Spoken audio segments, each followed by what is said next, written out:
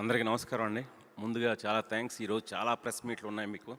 అయినా సరే పాపం అన్నింటిలో పాల్గొని మళ్ళీ కరెక్ట్గా బాగా ఆకలి వేస్తున్న టైంలో అయినా సరే కూర్చున్నారు. సో చాలా చాలా థ్యాంక్స్. సో 1992 నా ఫస్ట్ ఫిల్మ్ డెబ్యూ లాఠీ. ఇప్పటికి ఆల్మోస్ట్ 34 years అయింది అనుకుంటాను.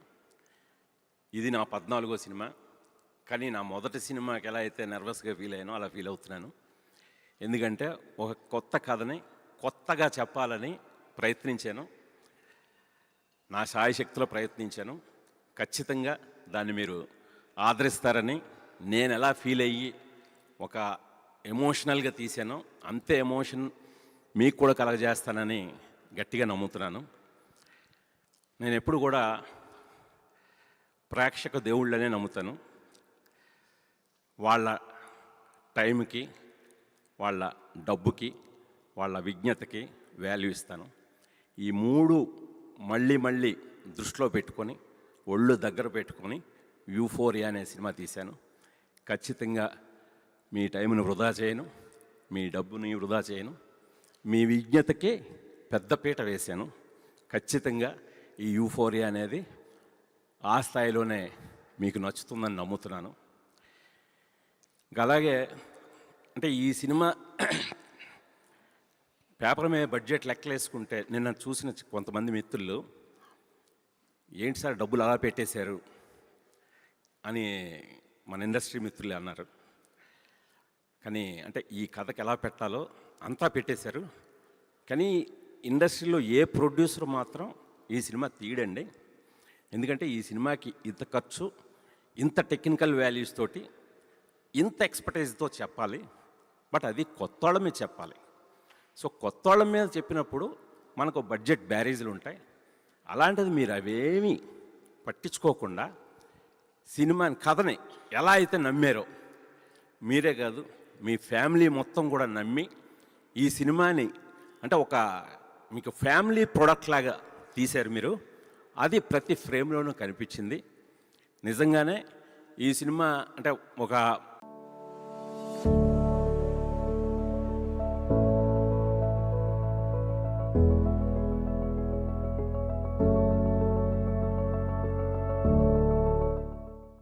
ఈవినింగ్ మీ అందరూ కూడా చూడబోతున్నారు. ఇంకా ఆర్టిస్టుల విషయానికి వస్తే, ముందు సారా అర్జున్ ఈ కథకి ఆత్మ, ఒక సోల్. ఆ అమ్మాయి ఆ క్యారెక్టర్కి సారా అర్జున్ ఉంటేనే తీద్దామని డిసైడ్ అయ్యాను. రేపు పొద్దున్న మీరు సినిమా చూసి ఎందుకు సారా అర్జునే ఉంటేనే తీద్దాం అనుకున్నారో మీరు కూడా ఫీల్ అవుతారని ఆశిస్తున్నాను. ఆ అమ్మాయి అంత చక్కగా చేసింది. అలా ఇలా చేయడం కాదు, జీవించింది ఆ అమ్మాయి. నేనన్న ఆత్మను అలా పట్టుకొచ్చింది. ఆ తర్వాత ఈ కథకి ఒక వెన్నెముక భూమికా చావ్లా. తను ఎప్పుడు కూడా నేను చాలా స్ట్రాంగ్ లేడీ, తను వెరీ స్ట్రాంగ్ లేడీ. తను అలా ఎమోషనల్ అవ్వడం ఫస్ట్ టైం నేను చూస్తున్నాను. నిన్న సినిమా చూసిన తర్వాత కూడా మేము ఎక్కువ మాట్లాడుకోలేదు. తను ఎంత ఎమోషనల్గా కనెక్ట్ అయిందో ఇప్పుడు నాకు చూపించింది. సో రాత్రి కూడా మాకు కలుసుకోవడానికి టైము దక్కలేదు. నాకు కొద్దిగా వాటర్ ఉండి.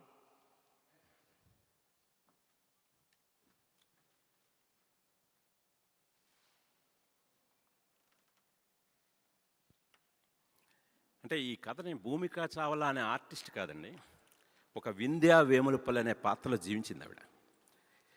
నేను ఎక్కువ చెప్పకూడదు, కానీ రేపు ఆడియన్స్కే వాటి చూడబోతున్న వాళ్ళని ఒక చిన్న ప్రిపరేషన్ ఇస్తున్నాను అంతే. ఆవిడ నిజంగా ఈ కథని చదివినప్పుడు ఎంత అర్థం చేసుకున్నారో, ఆవిడ పోర్ట్రే చేసినప్పుడు కూడా నేనే చాలాసార్లు ఏంటి మన భూమికేనా 23 ఏళ్ల క్రితం ఒక్కడు స్వప్నేనా, ఈ రోజున ఎంత మెచ్యూర్డ్గా, ఇంత ఒక వింధ్యా క్యారెక్టర్లో, అంటే వెరీ కాంప్లెక్స్డ్ క్యారెక్టర్ అండి. సో అంత కాంప్లెక్స్డ్ క్యారెక్టర్ని ఒక తల్లిగా, ఒక ఎడ్యుకేషనిస్ట్గా, ఒక సోషల్ యాక్టివిస్ట్గా, ఒక మామూలు గృహిణిగా, ఇన్నింటి మధ్య ఆవిడ చూపించిన తేడా కానీ ఇవన్నీ చాలా చక్కగా అర్థం చేసుకొని ఆ పాత్రకు ఆవిడ అలా జీవం పోసారు కాబట్టే ఇందాక ఎమోషనల్ అయింది భూమిక చావల కాదు, వింధ్యా వేములపల్లి. ఇంకా తర్వాత ఈ కథకి బ్రెయిన్ అనేది చాలా డేంజర్. ఆ బ్రెయిన్ క్యారెక్టరే వికాస్ వేములపల్లి అనే ఈ కుర్రాడు విఘ్నేష్ గవిరెడ్డి. సో ఇది కూడా అంటే చాలా ఈ రోజున మన మైండ్ అనేది చాలా చాలా అతి ప్రమాదకరం. అంటే ఒక విచక్షణ కోల్పోవటానికి ఒక సెకండ్లో వేయవచ్చు చాలంటారు. ఒక్కవేళ ఆ విచక్షణ కానీ కోల్పోతే కేవలం మన జీవితాలే కాదు, మనతో ముడిపడి ఉన్న వాళ్ళందరి జీవితాలు కూడా ఎలా ఎఫెక్ట్ అవుతాయి, ఎలాంటి పర్యావసనాలు ఎదుర్కొంటారు అనేది నిన్న కొంతమంది మన దర్శక మిత్రులు కొందరు చూశారు, మన రైటర్స్ చూశారు.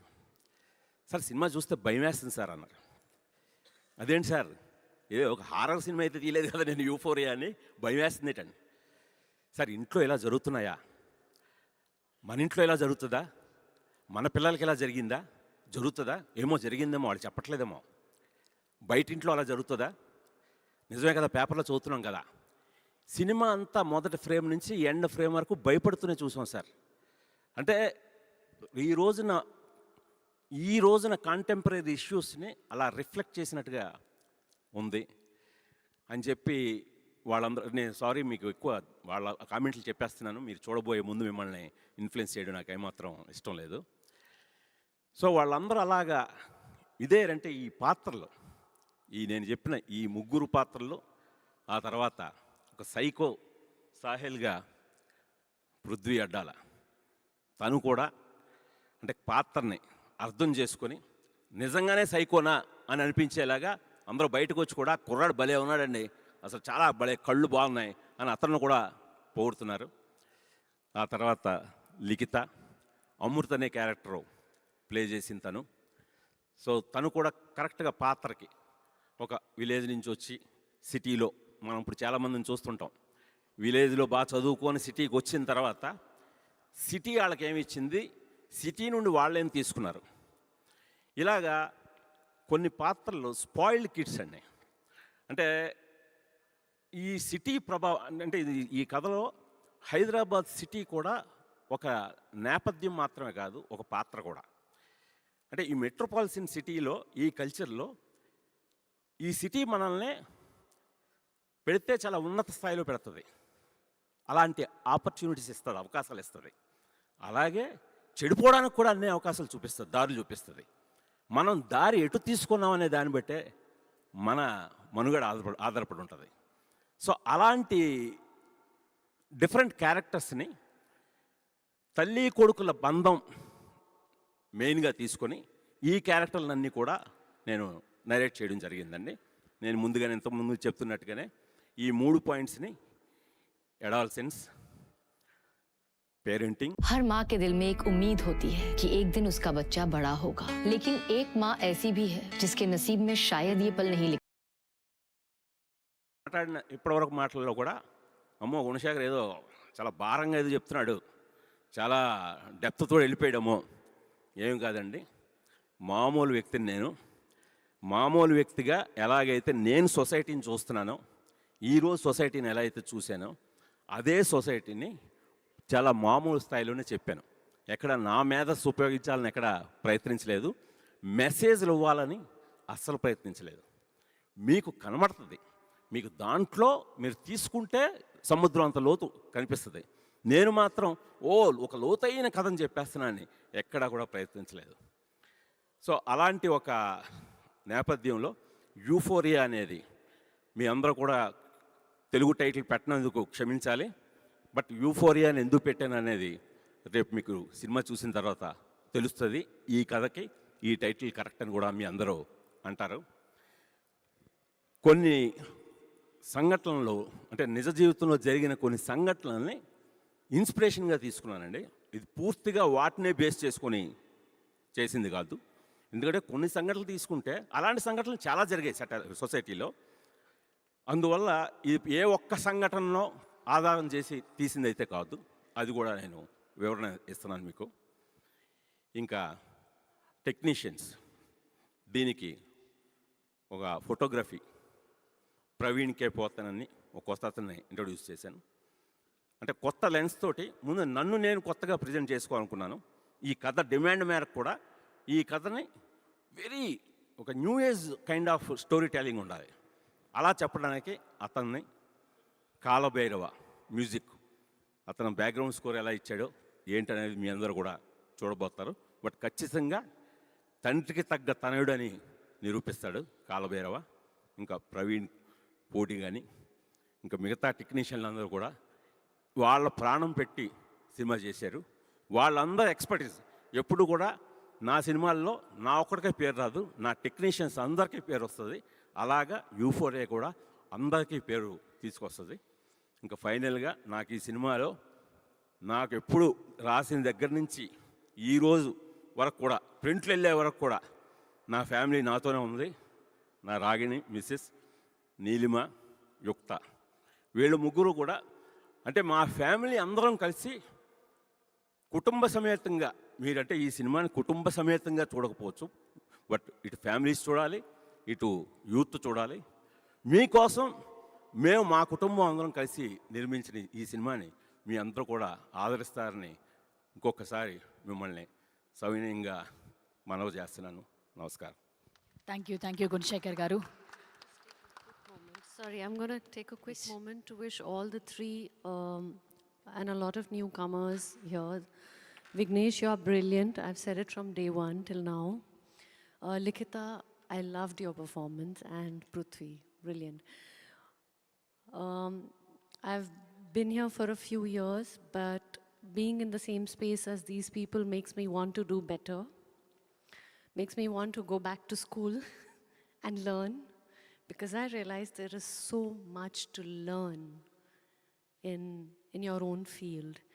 And one last thing I want to say is welcome to the industry. Don't take the success, like Prithvi said, to your heart and mind, and don't take the brickbats also, because you know how beautiful this industry is and how frail it is. It can take you right up there and it can bring you right down. You agree? Everyone agrees? Ardham avtundi? Correct? It will take you there and bring you down. So stay grounded, stay focused, and give it your best always. Thank you. Thank you ma'am. థ్యాంక్ యూ భూమిక గారు.